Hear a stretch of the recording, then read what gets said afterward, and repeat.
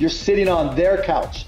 You're looking at their table. You're looking at their picture. That was somebody's idea. Why not you? Why can't you be the one that comes up with that next great idea? Hi, everyone, and welcome back to the Mindvalley Summit. I'm so excited about our guest today, a guest that needs no introduction, Mr. Mark Cuban. Mark, how are you? How are you?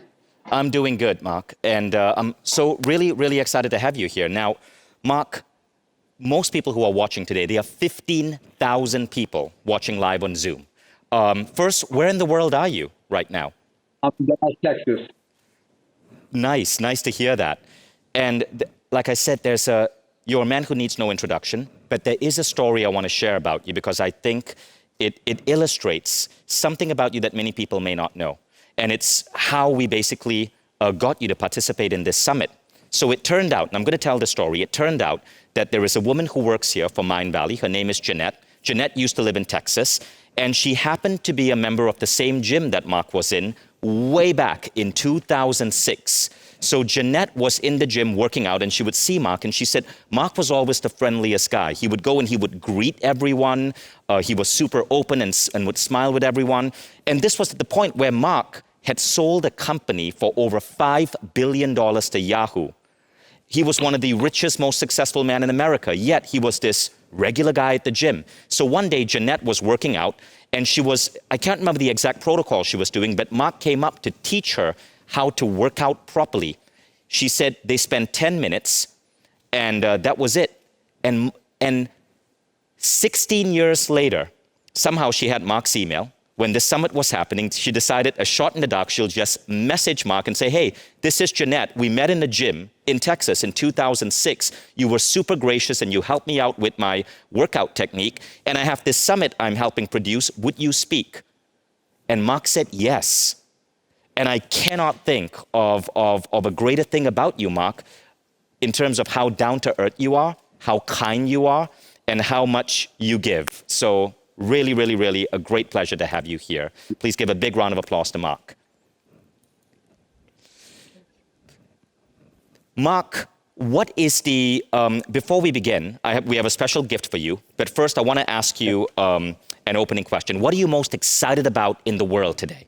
What is the project that's really giving you goosebumps? You know, I get excited about crypto assets and these things called smart contracts and blockchains. I just think they're game changers for developing businesses and developing new applications. And I'm not talking about speculating in Bitcoin versus Ethereum, but actually developing applications for personalized finance, for buying and selling digital assets. There's just so many applications that are going to change because of the way that blockchains and smart contracts together allow businesses to be developed much more efficiently. That's beautiful. Now, I know this may seem like a slightly odd question, but is crypto something that you would recommend people get into right now, or do you think we need to wait till the next big wave? Well, again, there's two things. Am I recommending people speculate, go buy lots of Bitcoin because it's going to do, no. I'm not saying it's a bad investment. I own some Ethereum, I own others. I've done my homework and my research, but it's very volatile and it's very speculative. But on the development side, I can give you an analogy. Back in 1995, right at the early days of the internet, I looked at the internet and I said, wow, there's a lot of things that are going to happen. And my partner, one of my good friends, Todd Wagner, came to me and he's like, you're a tech geek, Mark. There's got to be a way we can use this new internet thing to be able to listen to Indiana basketball, which is where I went to college, Indiana University, down in Texas. Because back in 1995, you couldn't just turn on, there was no internet streaming. And so I said, you know what, let me see if we can figure out how to use the internet to listen to audio and then eventually video. And we started a company called AudioNet, and it was the very first streaming company. And back in the early days of the internet, not everybody realized its power. And I remember telling people, you don't understand this internet thing. With our company AudioNet, you're going to be able to listen and watch anything, anywhere, anytime around the world. And they're like, you're crazy. What a waste of time. I'm just going to turn on my TV or radio. And I'm like, you don't get it. And they're like, no, Mark, you don't get it. I feel the same way about smart contracts and blockchain right now. And so if you're looking, if I were starting all over again and it was like 1995, and just like I got into the internet and found, back then we called it internet broadcasting. I would be looking at developing applications using this programming language called Solidity, which is a lot like JavaScript, and developing applications for it. Beautiful. I love that you shared that with us. Just to give the people who are watching some context, Mark was born in 1958. In 1998, that's when his company, Broadcast.com, went public. And it was such a successful listing. It was the highest day one price jump of any public company. Mark went on to sell Broadcast.com a few years later to Yahoo for close to $5.5 billion. And we'll go more into that story next. But first, Mark, I wanted to do something interesting. So I put out a competition on Instagram to ask people to write poetry about you. I wanted to introduce you with a poem. So we got a bunch, and the rule was it had to put a smile on your face. So I'd love to bring up the first candidate for our poetry for Mark Cuban. Please play the video. Hi, Vishen. Dan the Chop Saver guy here, and I wanted to thank you for this opportunity to introduce Mark Cuban with a poem. But for me, the question was, which one do I choose? A sonnet, a haiku perhaps. But since you asked for something funny, I'm going to read a limerick. There once was a Cuban named Mark. He's known as the wealthiest shark. The web brought him fame, but the Mavs are his game. Hope we meet with this shot in the dark. Were I lucky enough to meet you, Hoosier is how I would greet you. My son is a pie-lamb, so proud of him I am. Be like Mark, and life never will cheat you. Now the point of this whole production was to give Mark a fine introduction. Mark Cuban is great, his words we await. If we're smart, we will heed his instruction. And thank you to Almighty Vishen for letting us try some shark fishing. With poems and rhymes, we're dropping some dimes. Make 'em smile. That was really our mission. Mark, I hope you... That's literally the best thing ever. You got to send me a copy of that, because that is the best thing anybody has ever given me ever for one of these interviews. Crazy. Awesome. I'm so glad okay, awesome. We put, Dan put a smile on Mark's face. Now, Mark, we're not done yet. A lot of people submitted haikus on Instagram. We got like maybe around 30, 40 pieces of poetry. Now, this is from Abhilasha in India. So I'm going to attempt to rap this out. Okay, but I need some assistance, so I'm going to bring two musicians on stage. Ronan, who is a fitness instructor here at Mindvalley and the creator of our fasting and our 10X muscle building programs. And then my son, Hayden, who is learning to play the saxophone. So Mark, this is not going to be a work of art. But again, like I said, the job is... Professional stuff, come on, this is professional. This is professional. Okay, so Hayden is Estonian, Ronan is Brazilian. I'm just saying that so you guys understand the accent. You guys ready? Ready. Hayden, you want to do like a practice sound for us? All right, let's get started, okay? This is from Abhilasha_24 from India. Do we dare an introduction for the man of the hour? If money is a game, then business is his power. Not to win to lose, but to leave a mark behind. You can read his book to see the strength of his mind.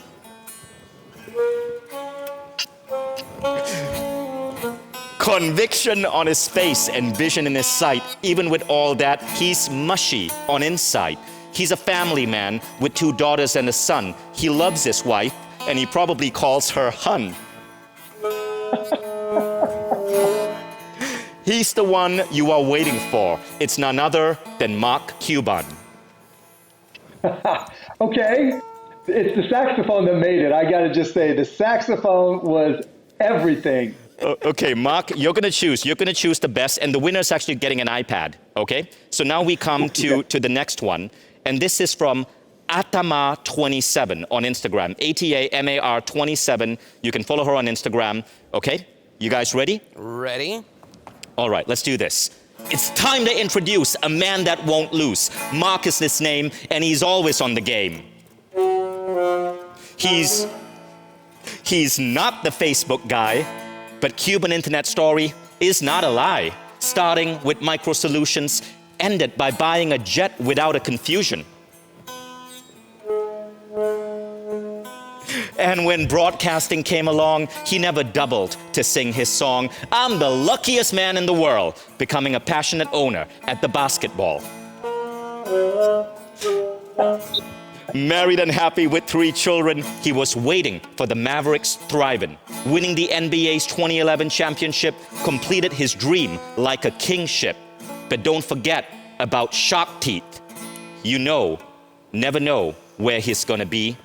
An unstoppable man with many ideas and money in his hand. And now, thank you guys, and now Are you rapping? was that rapping? I have no idea. I don't know what to call this musical style. It didn't really seem like it. It's more what? Poetry with pauses. So Hayden says it doesn't sound like rap, it's more poetry with pauses. Thank you, That critic. sounds good. Jesus, my son just like dished me in front of 15,000 people. Okay, Mark, which one would you choose for the iPad? And I hope that put a smile on your face. It definitely put a smile on my face. Hayden, you're awesome, but I got to go with Dan, number one. Okay. That's what all the really cool stuff, and that surprised me. So that goes to Awesome. Dan. So thank you, Hayden. Thank you, Ronan. And Dan, congratulations, you win the iPad. All right, thanks, guys. So Mark, we're so excited to have you here on Mindvalley. And what I love about you is the way your mind thinks. It's fast, and it's interesting. I was watching an interview with you on YouTube yesterday. And in the interview, they asked you, what do you think of raising the minimum wage? And I thought, okay, he's a billionaire. He probably employs thousands of people. I'd love to see what he says. And I'd love for you to share your answer and your why, because it was fascinating. Yeah, I don't remember the exact interview, but I'm all for raising the minimum wage, because the stronger the community around your business, the more vibrant, the more economically the more economically capable they are, the better your business is going to be. You know, when your customers have more money, then I think a whole community really shines. And that may be counterintuitive and it may be difficult. You know, some small businesses think, well, my costs are going up. Maybe they go up a little bit, but what you also realize is that when your employees make more than a living wage, then they're not going to need government assistance. And to me, as an entrepreneur, the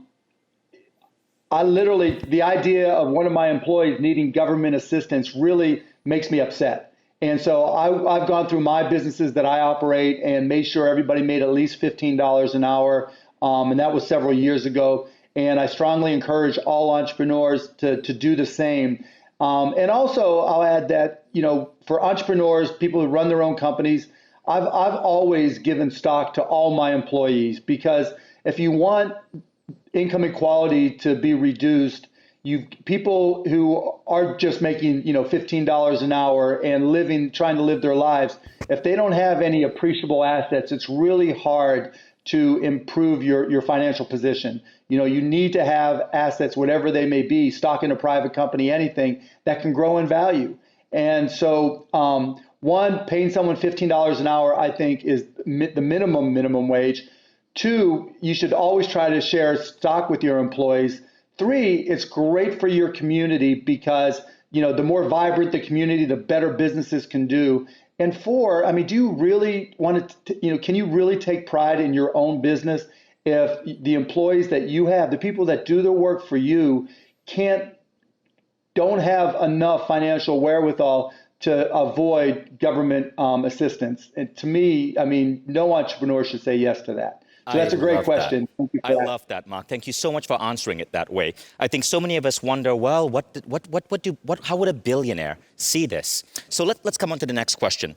There is a really interesting thing in how you speak up about global issues. And at one point, you kind of implied to Andrew Yang, I believe in a Twitter conversation, that you were thinking about running for president, and then you decided not to run. Is it okay if I ask you why? What made you not run? Typically, I prefer to be an entrepreneur, not a politician, and I just was not a fan of Donald Trump, when he ran for president, and that got me more active. And then, after he lost the election, now we have Joe Biden. There really was no reason for me to stay involved in politics. And then on top of that, I have 3 kids, 11, 14, and 17, and they were younger at the time when I was considering it. And the way politics is right now, I just didn't want to put them through all the grief or put my family through all the grief. And on top of that, we had a family vote. Should I run for president? And I lost 4-1. I love that. I love that. I really love, I love the way your heart shows in so many of these interviews and the books I've read about you and the YouTube videos I've watched. But I also notice that you seem to have a gift for inspiring and transforming other people. I mean, you took the Dallas Mavericks and you completely transformed that team. And I remember watching a video in the past 1 week as I was researching you, and it was an entire stadium. The Dallas Mavericks had just won a big match, and an entire stadium erupted in the words, "Thank you, Mark." Yeah. Like, how often do you see that? Now, I'd love to know, because I'm an educator as well. My job is to inspire, help people grow. What did you do to transform the Mavericks into a winning team? I recognized that I had a great player named Dirk Nowitzki, and I'd never traded him and kept on trying. Sometimes it's not about me. It's not about the entrepreneur. You've got to realize that in order to have a successful team, you've got to be very self-aware and know what you can and can't do and know who your strongest assets are. In the case of a basketball team, an NBA team, and you can see it over which shoulder there? My other shoulder. You can see the trophy. Let me squeeze out of the way. The championship trophy, sorry. And so recognizing when you have greatness that works for you or is your partner, that to let them be great. I think sometimes entrepreneurs try to get in the way and make it about themselves. And, I had greatness in my midst and trying to surround him with more talent. And that's the same thing I try to do with all my companies. Amazing. I love that answer. So what can people do, the average person who wants to do something great in the world? If you had to give advice to someone who was kind of stuck in a rut or blocked in their career and their entrepreneurship journey, how would one move towards greatness? What I tell people is everybody's got something inside of them that's great. The hard part is finding it, and we get things we're passionate about, but often the things we're passionate about are not the things we can be great at. And so you have to try different things. But then we get on with our lives and we find, we have bills, we have a house we have to pay for, we have a car we have to pay for, and we get stuck in that position. And when I've been in that position and when others, and I talk to have been in that position, I just tell them to be great at your job. It's so easy to get down, I don't like my boss, I'm so sick of this. But what I've learned and as an employee and people working for me, when you really work hard to be great at something and be the best at something, it's always fun to be the best. When you're great at something, it always feels good to be great. And nobody quits things that they're great at. And I think that's the hardest thing to overcome, because the reality of life is you can't just always quit your job. You can't just always, go in and say, give me the raise or give me the promotion or I'm out of here, I quit. And so when you're stuck, you've got to find it within yourself to say, okay, this is where I am. And if I'm going to be here, I'm going to be great. Because trying not to be here or not feeling good is not working. It's just creating too much stress. But if I really go for it, maybe I can be great at it. And if it's not the right place, if you're great at your job, typically other companies find out, or it creates an opportunity for you to be an entrepreneur. So, try as many things as you can when you're young or younger, or, have the opportunity to, not stuck for financial reasons or other reasons. Try to find the thing you can be great at. And if you can find that thing, be great at it. And if you don't know what that is and you're at a job and you can't leave, then be great where you're at. because nobody quits anything they're great at. People love to be around people that are great at things, and your joy level just goes up. Mark, I love that. Now, we're going to do something here where the 15,000 people who are watching you right now, I'm going to ask you all to look at the Q&A column on Zoom and to post a question. Now, you can ask a question to Mark, or you can vote up someone else's question. And here's the thing. We're going to bring up 2 to 3 people live as a panelist for you to interview Mark. And then we're going to give you that video so you can share it on your Instagram. Okay, so as the questions are rolling in, Mark, I want to go with the next follow-up question. You once said that you went 7 years working hard without a holiday. I'd love to know, where does hard work come in terms of greatness? And would you still advocate that advice if we think about mental health and well-being? When I was 23, I got fired from my job and decided I was a lousy employee and started a company called Micro Solutions. And I didn't know that I liked technology. I just talked about finding something that you can be great at and then trying to be great at it. I didn't know that I liked technology until I got a job in it. And then I got fired and I started Micro Solutions, and I was terrified, literally, starting this company because I was sleeping on the floor. I had 5 roommates in a 3-bedroom apartment. I could barely pay my rent. And so I had no choice but to make this work. And when you're in that mindset and you have that fear that any minute now it could go away, you worked hard. But the good news is I really liked what I did. And I never felt like, oh, I'm missing out. My buddies would go to Cancun. I'm in my 20s, I still had fun, but my buddies would go to Cancun or here or there, and I couldn't go with them. But every step of the way, I felt myself making progress. I felt myself learning more. I felt myself becoming more and more excited about the company. And so I didn't feel like I was missing something. I felt like I was gaining more every day. And that by taking a vacation, it wasn't about, getting, mental rest or, recalibrating, because the way I work is, even if I would have gone, all I would have been thinking about was work. I'm the type of entrepreneur that when I'm doing a company, I dream about it. I wake up and take notes. I wake up and send emails and because it consumes me. And so, I don't feel like I missed anything. I felt like my mental health was okay with it, but everybody's got to decide for themselves, because, a lot of folks need to recharge. Maybe if I had done the same thing in my 40s, it would have been a completely different approach, because I didn't have a family to worry about. And, I was fortunate. My goal always was to try to be independently wealthy before I had a family, so that I could spend time with my family.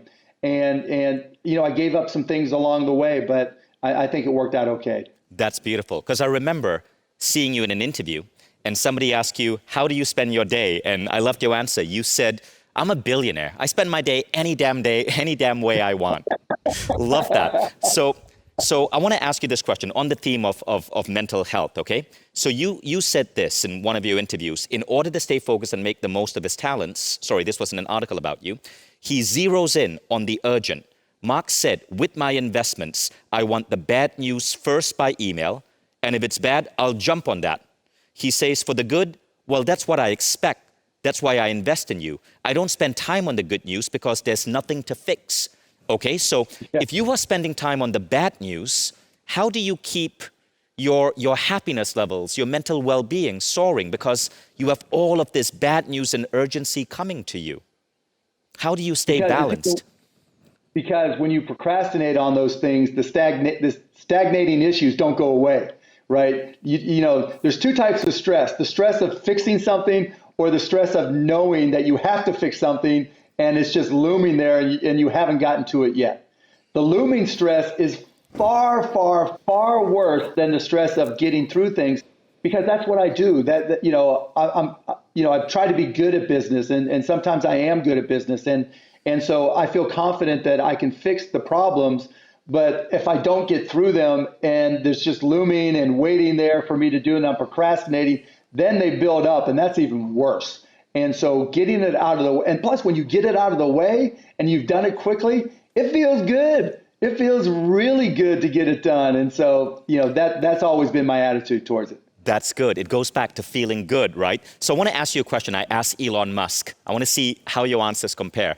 If we were to take you, Mark, and put you in a blender and blend you and create a cologne, the Mark Cuban, right? And this cologne would bless the wearer with whatever is the ultimate quality of Mark Cuban. What would that quality be? Oh my goodness, what a question. A thirst for knowledge, just always wanting to learn. I love to learn. When I pick up new tidbits, when I pick up things, it's like a ball of yarn. When you start to create a ball of yarn, it's all messy, right? Because you got to wind it first and it's loose. And then as you start to add more and more knowledge to your own personal ball of yarn, it gets bigger and more solid and more powerful. And knowledge is the same way. It's hard at the beginning within a particular industry or topic or job to start picking up that knowledge. But each and every day that you add something, that knowledge gets stronger and more powerful, and you get more capable and you get more confident. And so every day I'm trying to add knowledge. And for me, I was always, in all my businesses, I was always the youngest. I'd walk in and people are like, where's your boss? Or who are you here representing? Or who's going to walk through that door? Now it's the opposite. And there's all these young guns trying to kick my butt. And so if I'm not on top of things, they will kick my butt, but it ain't going to happen and it won't happen because I love to stay ahead and I love to learn. And so when you take that, you'll become a learner. What was some of the key ideas, philosophies, insights you gained growing up that led to who you are today? That my dad did upholstery on cars, my mom did odd jobs, and they always, made me aware that I was going to have to figure it out for myself. They didn't go to college, they didn't have any type of business background. And so they told me I had to figure out myself, and they weren't lying. And so, that was the approach that they instilled in me, and what I've always, the approach I've always taken. And like I said about learning, right? That started to come from them when I was a teenager, and I started reading books about everything and anything related to business as I could. I dropped out of high school so I could go to college because my high school wouldn't let me take a senior year business class when I was a junior. And then I get to Indiana University, and my freshman year, I sneak into MBA classes because I just wanted to challenge myself and really just learn. And, that all those things gave me confidence. And that's really what my parents instilled in me, that if you're able to learn, you can build your confidence. And when you're knowledgeable and confident and you can sell, anything is possible. Knowledgeable and confident, and you can sell, anything is possible. I love that. Was there a business book or a set of books that really inspired you growing up? Yeah. I mean, if you've looked around, there's so many books here. All of them added something. I think when I was young, I liked to read Ayn Rand simply because of the characters, not the political philosophy or anything like that, but more, the Howard Rourke's, the John Galts of the world. I kind of saw myself as a Howard Rourke, that I would have my own skills and I wouldn't be dependent on anybody else. And if people didn't believe in me, that was okay because I was going to do the work to believe in myself. And then that really motivated me. Then I would read a lot of business biographies. I always looked up to Ted Turner and read every book I could about him. And really to this day, I just try to read and I continue to be inspired. It's not just being a kid. It's always, I'm still a kid. I haven't done my best work yet. And I want to keep on being inspired, and I want to keep on having being excited by new ideas and being inspired to go out and do things. And all the time. That's why I like Elon. Elon does things and it makes me think, why didn't I think of that? And get really mad at myself and say, okay, you go out and do something, Mark. And you go out and now in my case more, you go out and help some entrepreneurs. You go do more deals on Shark Tank. And, that to me, it's a lifetime thing. I love that. Ted Turner's book was a really great book. I went to school in Michigan, and most of my education came from reading autobiographies. And Ted Turner's book was one of the books I read back in 1998. Amazing book. Interestingly enough, you mentioned Elon. When I asked him that blender question, his answer was tolerance for pain. I thought your answer, thirst for knowledge, was just a lot nicer. It's more like what we really want to hear. Speaking of knowledge, knowing everything you know right now, if you could help upgrade the education system, especially the college education system, what changes would you make? Oh my goodness. Well, the first issue was cost. Without cost, you don't have accessibility. And I would put limits on the amount of money that people can borrow to go to college, because in doing so, at least with federal guarantees, how much you can borrow and have that money guaranteed by the government or within their programs. And the reason for that is because of all that easy borrowing, colleges have been able to increase their tuition and room and board and fees costs, 10 times the level of inflation. I don't know the exact numbers, but by doing that, it makes the colleges become more efficient in how they run their businesses, because right now there's no reason for them to be efficient. They just know that they can just keep on raising tuition and kids keep on coming. And so, or at least they had up until the last year or so with the pandemic. And so that's number one. I can go down a long list. There's too many administrators. There's too many other things. And then probably number two, if we are going to have free colleges, I do believe in free community colleges. I also think in terms of free four-year public universities, I would approach it differently than just allowing every public university to be free like some people have proposed. I would have in each region, I would have all the public universities bid for a 5 or 10 year period to be the free university in that region. And what that would do is, one, lower the cost for the government and taxpayers in order to get kids in school. And two, it would make every other college in that region compete with the free college. And that would make everybody more efficient and more effective and less costly, obviously. And so that's kind of the top of my head approach that I would take. That's really cool. I love those ideas. So now we come to the time. We have around 17 minutes left, and we are now going to bring up some questions from the audience. So I want us to bring up our first guest, Nakshatra Sayan. Nakshatra, I hope you have your webcam ready and your mic ready, because you're about to come on live with Mark Cuban to ask your question. Let's bring up Nakshatra. Yes, it's ready. Thank you so much, Vishen, for doing this. So my question to Mark, okay, I'm super excited about this. What is it about life that inspires you even today? You have achieved almost everything that a common person dreams of, right? But what is it that thought with you wake up with? And what is it about life that inspires you even today? Yeah, that is my question. Thank you. One word, dad. Hearing the word dad is probably what makes my heart flitter, my body tingle every time one of my kids says it. And they inspire me every day. I hate to compare your children to a business, but that's my biggest entrepreneurial job right now.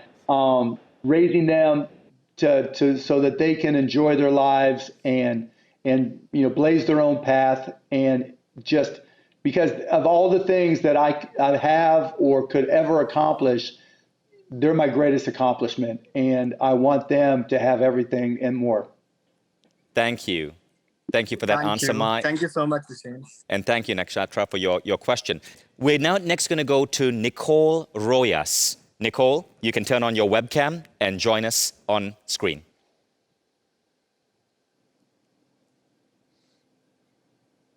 See, I'm glad this happens to other people, not just me. I'm going to read out Nicole's question. Nicole, if you're still getting set up, we'll bring you up so you can say hi to Mark. But Nicole's question was, Mark, how does an entrepreneur like yourself keep balance in your life? Really depends where you are in your life cycle. Are you 22 years old, just starting up, at which point there is no balance? Do you have kids, in which point, your family, at which point you have to have balance? And so, I'm very blessed. I'm the luckiest guy in the world. So I'm able to set my schedule so that, the important things, the bad news first things, I can schedule, but every other minute I try to gear towards my family. If I were in a position where I don't have those options, then I would make sure to really get my work done as quickly as possible, but always schedule my family in there as well. Schedule my mental well-being, my calm time, my nap time, whatever you need to do to recharge yourself and refocus yourself, your learning time, schedule them so they're on your calendar, so you don't procrastinate, so you don't, skip them. And, if you take the approach where a business-like approach, at least that's always worked for me. If you just think you're just going to get it done, that rarely happens, because that probably means you're a procrastinator and you're going to skip it. So having it all scheduled makes it a lot better. I love that. I love that. Now, Nicole happens to be on screen with us. Hey, Nicole, nice to see you. Hi, I'm sorry, I'm like shaking. Well, thank you for Thank your you so beautiful much. question. What did you think of Mark's answer? Thank you. I think I really needed to hear that as a college student and trying as an independent college student, supporting myself through college. Sometimes I tend to lose myself in the work and lose my entrepreneurship ambitions in it all. So just hearing that is so reassuring. So thank you so much. And Nicole, where in the world are you? I am in Los Angeles, California. Nice to meet you, Nicole. Nice to meet you. Thank you. Nicole. Mark, I love how passionate you are about fatherhood in addition to building a business. I wholeheartedly agree there. Like, I want my kids to see what I do. I want to support them, which is why I brought Hayden on to play the saxophone, because that's his thing right now. In your case, what are the biggest values that you instill in your children? What's most important to you? Respecting everybody, being kind to everybody, being self-sufficient, and loving your family. Those are probably the biggest four things. My greatest fear after their health is them being entitled jerks and thinking that they don't have to care for themselves or figure things out for themselves because of my financial circumstances. And I remind them I'm the one that's rich, not them, and that they're going to have to create their own goals and take their own journey. But if you like to learn, if you are kind, if you are respectful, and hopefully they see that in how I interact with people, then things will work out for them. And so far, so good. My kids are pretty good. Knock on wood, the 11, 14, and 17, and my wife and I have been very fortunate so far. As a billionaire, your kids are obviously growing up with incredible wealth, with incredible access and privilege. How do you ensure that doesn't take away anything from them? Because so many great entrepreneurs came because they had to struggle. I mean, you were selling garbage bags as a young man at 12 years old to earn money. How do you ensure that your kids get that same drive, that same ambition? I make them work. My dad told me, if you want something, I'm not going to just give you the money. You got to get a job and earn it. And I tell them the same thing. My son now used as we got him a gaming PC for school, and so he could play games on it. And he figured out that since he was 10 at the time, he wasn't old enough to get an allowance yet. He was going to use it to be an Ethereum miner. And now he makes $100 a month when he's not using his PC for school or gaming to mine. My oldest daughter now has a summer job. My middle daughter we haven't gotten her that job yet, but she'll get there soon. And so, having them work, having them take responsibility for themselves, not just giving them things. I'm not a parent. My wife's the same way, that we just bring home gifts for them all the time, or, they're upset about something, so let's buy them something to make them feel better. Not at all. Not at all. It's the exact opposite. It's like, okay, you want those shoes, those $200 shoes that, spend crazy money. All right, what are you going to do for me? Now, sometimes, where the benefit of wealth comes in is like with my middle daughter wanting a pair of Jordans. It's like, okay, you're going to have to read 4 books in order to get those. And they got to be 300 pages each. Ooh. And you're going to have to tell me about them. And, she did it. And so, trying to get them to realize that in order to gain something, you have to earn it. I love that. I love that. So it doesn't have to necessarily be work. It could be motivation, such as getting them to read books rather than get hooked on computer games or iPad or whatever. Yeah, it's not that they're not hooked. They are. And it's not that they don't use their device a lot. I have a 13-year-old and a 7-year-old. Right? It happens. It happens. Yeah, it happens. And you're not going to stop that. But, the other thing that I've learned, you and I grew up reading. and we got inspired by books. And I learned that my kids, really, particularly my two youngest, they learn and get inspired by videos, online videos, in the same way we use books. And I'll tell you a quick story. One day, my son asked me why I don't do royalty deals on Shark Tank.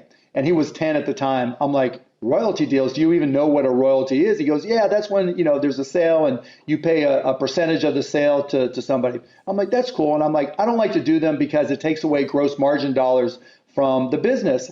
And I'm like, do you know what gross margin dollars are? And he's like, yeah, I do. It's the difference between the sales price and the cost. I'm like, how did you learn this stuff? He goes, I watch videos on YouTube. I'll watch some Shark Tank highlights. And if there's something I don't understand, I'll just look it up and watch another video. And it takes me just a few minutes. And I'm like, wow, maybe the problem wasn't him watching videos. Maybe the problem was me not realizing how much he can learn watching videos a lot faster than some of the ways I took. And so, yeah, we have to watch how much he uses screen time and what he's using it for. But at the same time, parents have to be adaptive as well. Just because something worked for us in this new environment, we can't just immediately turn our backs to it. We have to be open-minded that things change, and they're always going to continue to change. And we have to adapt as much as we try to get our kids to do things the same way we used to do them. Oh, I love it. I love that answer. That's really cool. My kids learn so much from YouTube that they are smarter than the average adult. Like, you can talk about anything, science, astronomy, and they just know, and they say it in a snotty little way, like, that's not true, Dad. Technically, that is not the carbohydrate content of cereal. It's crazy what kids learn from YouTube. So I wonder, we are parenting children who are the first generation to grow up with iPads and YouTube. It's going to be a very interesting future. Speaking of the future, what excites you about the future of humanity? And what scares you about where we are going as a species? What scares me is my generation, and the generation just younger than me, the Gen Xers and the baby boomers, because they're still trying to hold on like it's, the 60s and the 70s and the 80s, and it's not.